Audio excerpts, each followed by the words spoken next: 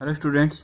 तो चलिए हम लोग एक्सरसाइज 7.1 के क्वेश्चंस को सॉल्व करते हैं। So hint and solution of exercise 7.1 chapter 7 permutation and combination NCERT maths class 11th।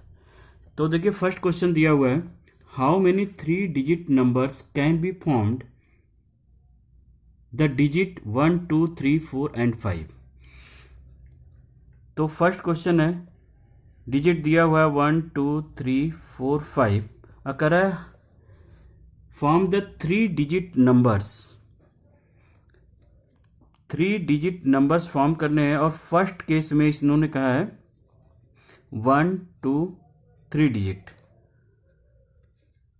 Number form करने हैं और फर्स्ट केस में कह रहा है repetition is allowed. Repetition allowed है, रिपीटेशन अलाउड।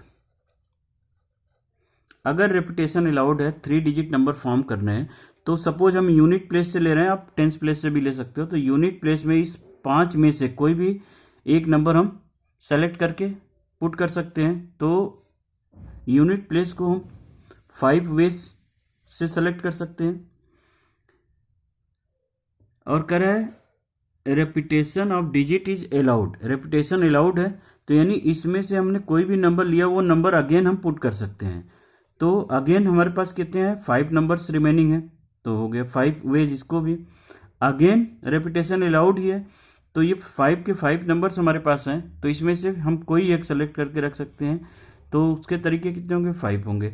तो टोटल नंबर ऑफ वेज इस केस में हो गया, टोटल नंबर ऑफ वेज वो हो गया हमारा 5 into 5 into 5, this will be equal to 125 ways. Second कह रहा है सेकेंड केस में repetition not allowed, repetition not allowed, repetition allowed नहीं है।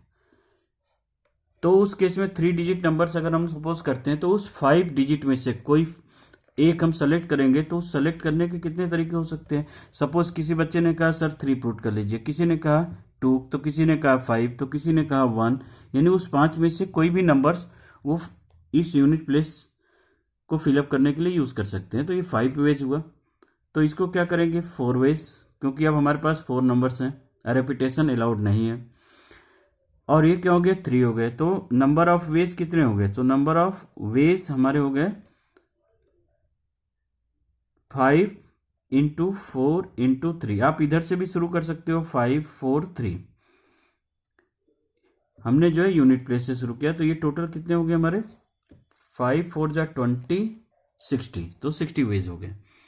Now students see the second question.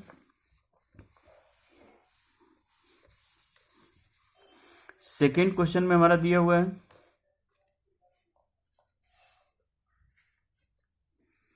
How many 3 digit numbers can be formed from the digit 1 2 3 4 5 and 6।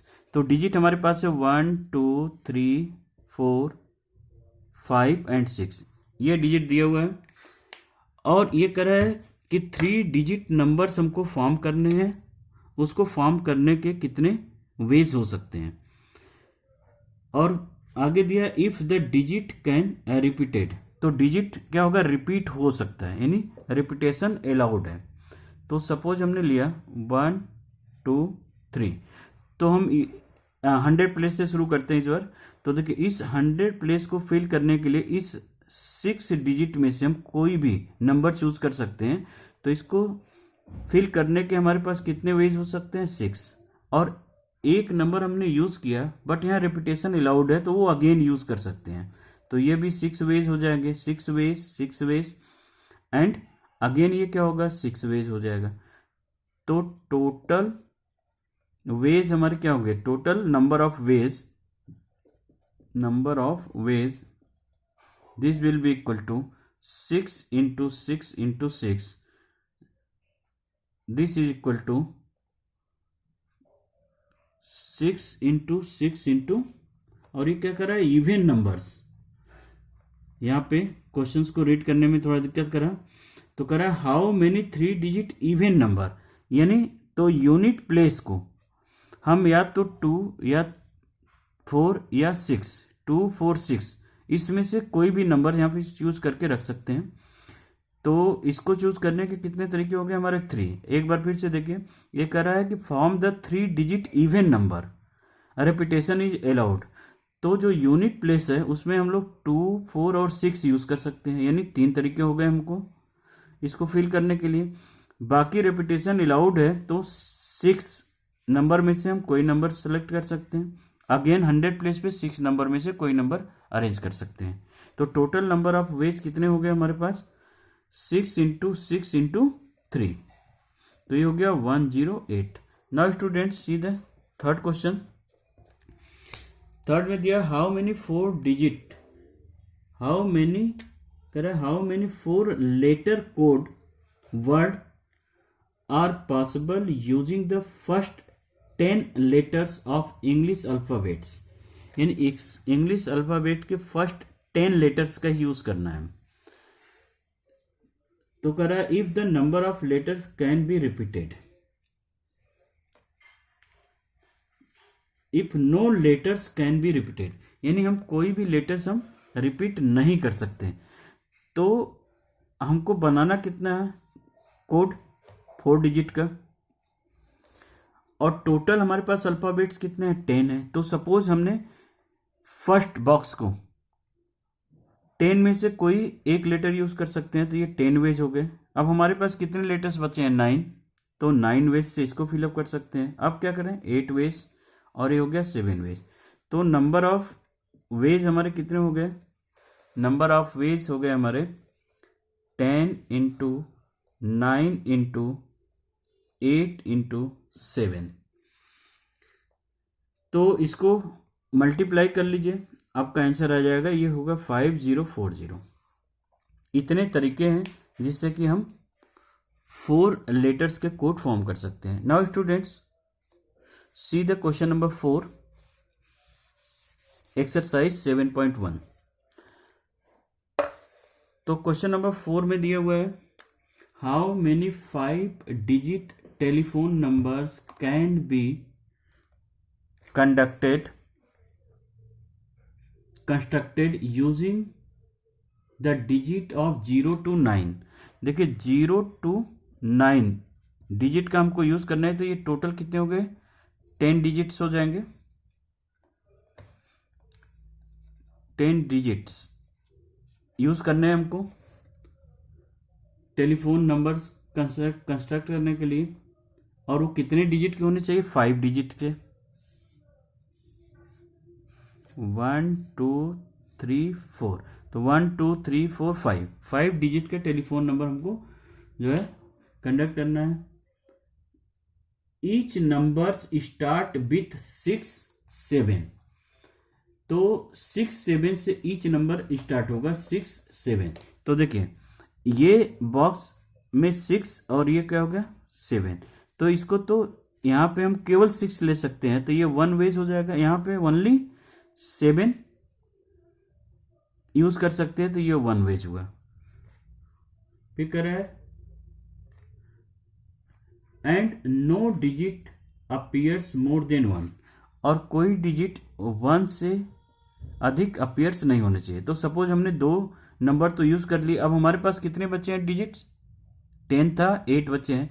तो इसको हम 8 में 8 वेज से फिल कर सकते हैं, क्योंकि 8 में से हम कोई डिजिट चूज कर सकते हैं। अब हमारे पास कितने बचे हैं, 7 डिजिट्स, तो 7 वेज हो जाएंगे। और उसके बाद क्या है, 6 वेज हो जाएंगे। तो टोटल नंबर ऑफ वेज कितने हो गए, total number of ways equal to 1 into 1 into 8 into 7 into 6। इसको मल्टीप्लाई कर लेंगे तो इसकी वैल्यू क्या हो जाएगी, 336 वेज। तो इतने तरीके से हम इस डिजिट के हेल्प से टेलीफोन नंबर कंस्ट्रक्ट कर सकते हैं 5 डिजिट से। तो बच्चों अब हम लोग देखते हैं क्वेश्चन नंबर 5। क्वेश्चन नंबर 5 में हमारा गिवन है, करा अ coin is tossed 3 times and the outcomes are recorded. How many possible outcomes are there?